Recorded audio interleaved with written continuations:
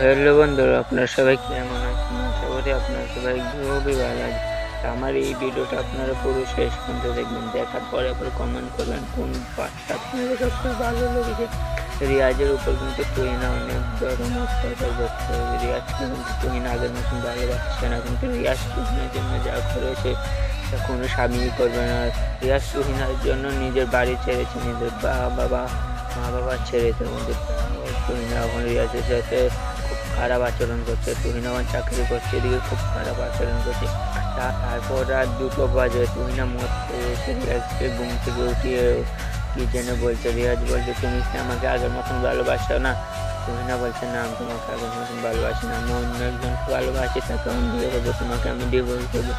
এটা শুনে রিয়াজ অনেক দুঃখ পেল। ভিডিওটা কেমন হয়েছে আপনারা অবশ্যই বলবেন, আর এই ভিডিওর কোন পার্টটা আপনাদের ভালো লেগেছে অবশ্যই কমেন্ট করে জানাবেন। আর এরকম ভিডিও করতে এলে আমার চ্যানেলটিকে অবশ্যই আপনারা সাবস্ক্রাইব করবেন। ধন্যবাদ, দেখা হচ্ছে নেক্সট কোনো ভিডিওতে।